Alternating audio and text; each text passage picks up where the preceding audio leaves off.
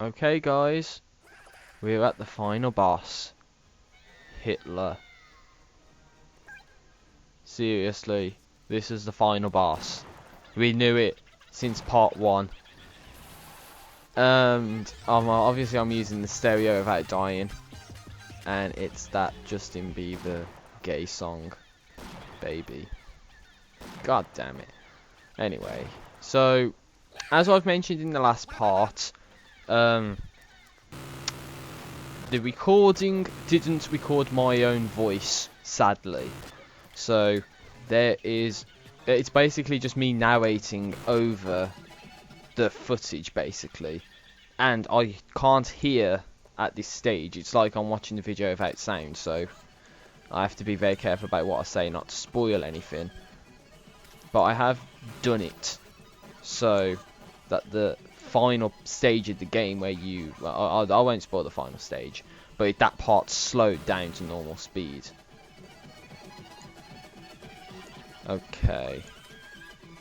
So all I have to do is get that out of the way. I mean, I've left God mode on for some reason, because I just didn't... I would have died at this point so many times that, you know, it's just a fun playthrough, and I want to be able to at least beat it. Now... And this is recorded pretty much straight after this narration is recorded pretty much straight after the first recording which I did, which was from the last part. And as you can see on the way, notice how the secondary fire has basically just constantly firing grenades. So I just go ahead and just spam both. So if you have photosensitive epilepsy, then I advise you don't watch this, which is a bit late, to be honest. I did leave this a bit late, but you're just constantly doing that. It's you know, and he still doesn't look as if he's getting hurt by it, which is quite bad, to be honest. But that's it, really. I mean, I really don't know what to talk about now. I mean, this series has gone on so well up until these last parts, where all of a sudden it's just gone pear-shaped. So I'm desperately trying to kill this guy with nukes and the glue-on gun, and you know, it's just not working. He's not dying, and I don't know how to do. I don't know what to do to beat him. And would you believe that the whole video is like this? Yeah, that's what it would have been. This video would have been me just trying to kill this guy and failing. Seriously, that's just bad. Plus, I didn't know that the one of those...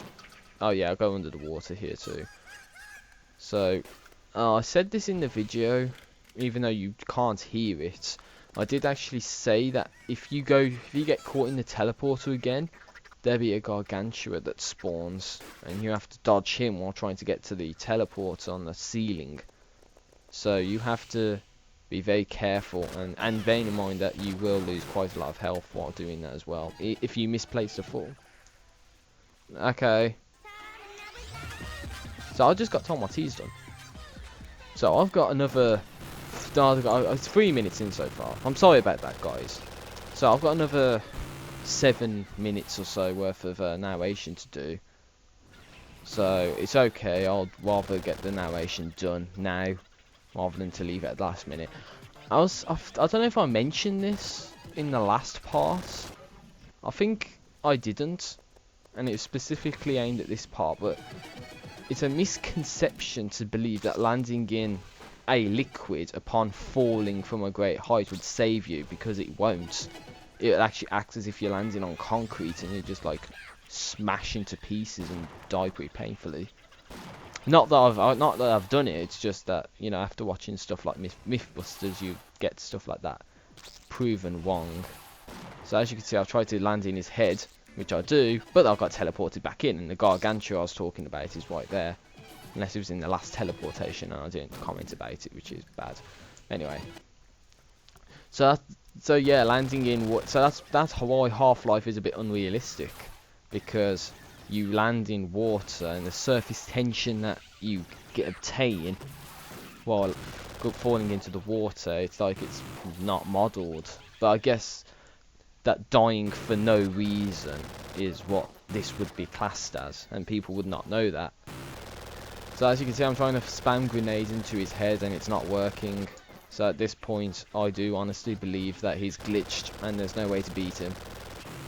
Which is quite sad, to be honest. And there's that green teleporter trying to... There's two. And I actually made a comment that this point that it would be funny if that green teleporter came for the floor or for the ceiling or something to teleport me back to that exact same space. Although it didn't seem to do that, which was quite bad. And my headset just made the beeping sounds, which was quite bad. So, as long as I'm talking, I'm pretty sure that the narration should record. Also, I noticed that if you hide behind one of those pillars when he shoots the teleporter, it can get stuck, and that way you don't actually get caught in the teleporter. But I'm just literally depleting everything that I have. And I even use no clip, but it doesn't really work that much. But you know, go back through, continue to use the rockets on him. You know, fire, get teleported again, fire still, and it's just like this. Honestly, it's like he's immune to damage.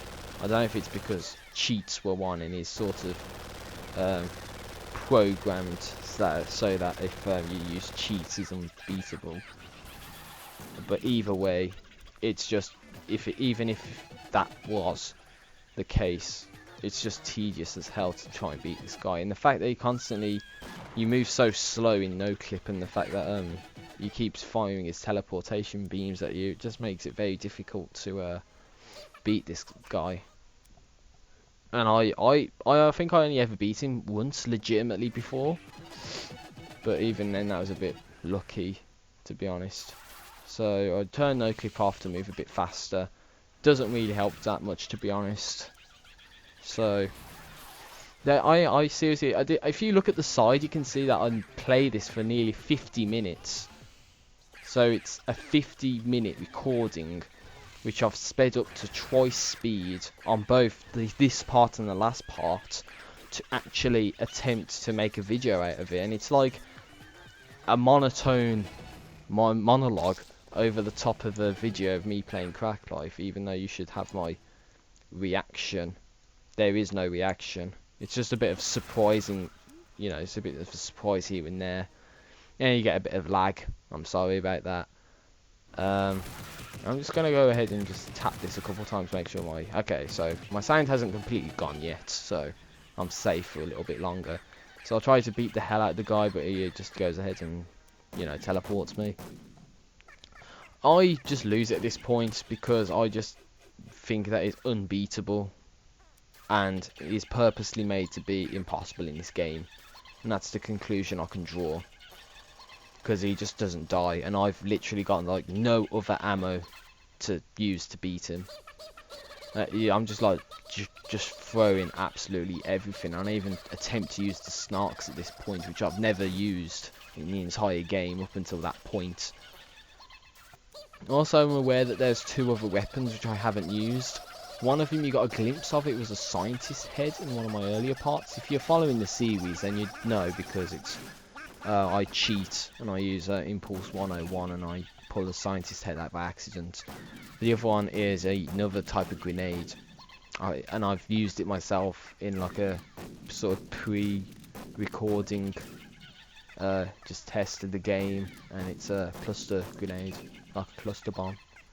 So that's okay. So I'm gonna just go on to the training mission, record me playing that. A bit of a lag there. Sorry, I can't hear. But basically, the G-Man is got like the Steve head off Minecraft. So if you look to the right now, time would be looking, you know, playing smoothly like it would do. So this is, and I even said that.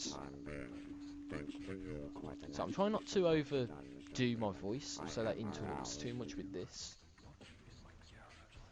But I say here that this part is legitimately after you kill the final boss. So it kind of explodes, you know, so you start shooting beams everywhere and explodes, and then that leads to this scene.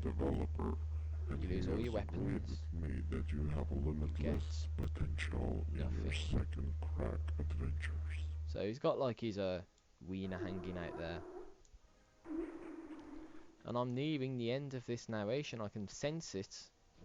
It's been a great playthrough, I'll tell you that much. I've had some fun, I've had some rage. So I guess you won't be having a problem hopping. And that'll be about it in terms of Crack Life. I mean, I only have intend one more part after this, and after that I tend to delete it off my computer for good.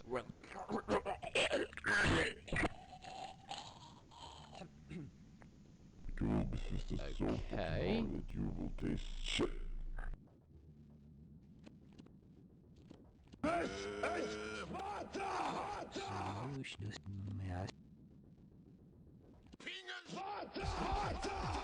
Love is large as brontosaurus, passion like a bleeding walrus. How love is real as mirage want to walk you in my gap. So it's subject agreement, status erection, escaped the police. Yeah, we escaped the police, guys. We did it. We beat the game. Crack Life. Sorry, it looks so low def. I can barely see this. Thank you for playing Crack Life. I hope you didn't like it. I do not own any beep I use in here. Blah blah blah blah. Stuff about models. And now just skip because there's nothing else there. And my headset just beeped again. So beep off. I like that. I'm not to you guys. I'm not telling you to F off, but this game can for telling me to. So that's it. I think this is Ghostbusters playing in reverse for some reason. I don't know why that's happening. It's just got no relevance to anything. So basically, I've got Turbo Dismount Part 1 as like an exported video now. So that'll be coming pretty much after I do the final part of Crack Life. Not this, but the next part. And I'll probably consider doing Borderlands or any of the Half-Life expansions. So thank you for watching me play this game.